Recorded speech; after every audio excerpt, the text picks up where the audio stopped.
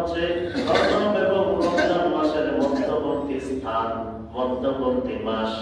রজব এবং রমজান মাসের মধ্যবর্তী মাস হইল শাবান মাস।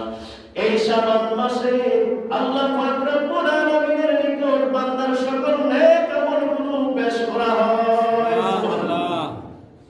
প্রত্যেক বছর এই শাবান মাস আসলেই, শাবান মাসে বান্দার নেক আমল সমূহ আল্লাহর দরবারে পেশ করা হয়।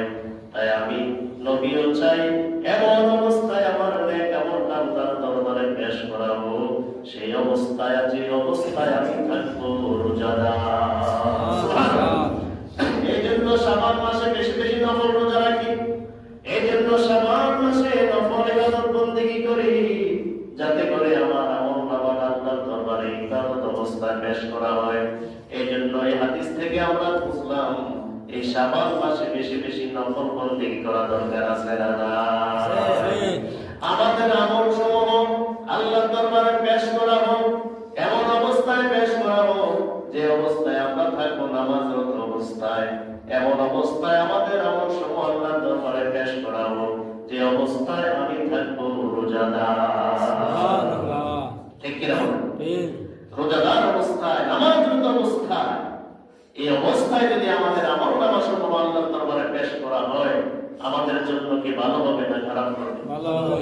এটা দরকার আছে না নাই? এই জন্য শাবান মাস সকল যুদ্ধ বিগ্রহের ঘোষণা করা হয়েছে। এই শাবান মাসের শৃঙ্খলা রক্ষা করতে হবে। এই শাবান মাসে ভালো ভালো কাজগুলি করতে হবে। হিংসা বিদ্বেষ, বিভিন্ন যুদ্ধ বিগ্রহ এগুলো থেকে আমরা এই শাবান মাসে দূরে থাকতে হবে। কারণ এই শাবান মাস রমজান মাসের প্রস্তুতির মাস। ঠিক কিনা বলেন? এই শাবান মাস আল্লাহর হাবিব সাল্লাল্লাহু আলাইহি ওয়াসাল্লাম বলেছেন, এই মাসটা হলো আমার মাস। সুবহানাল্লাহ। এই মাসটা হলো আমার মাস, আর রমজান মাস হলো আমার উম্মতের মাস। সুবহানাল্লাহ।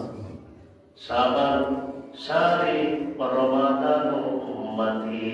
শাবান মাস আমি নবীর মাস, আর রমজান মাস হলো আমার উম্মতের মাস।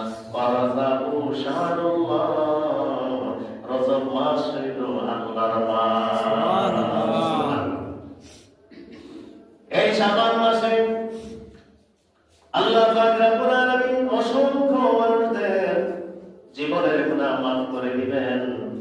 এক শাবান মাস থেকে আরেক শাবান মাস পর্যন্ত একটা মানুষ এই পৃথিবীর জমিনে কতগুলা মানুষ আগামী 1 বছরের ভিতরে মারা যাবে, এই শাবান মাস থেকে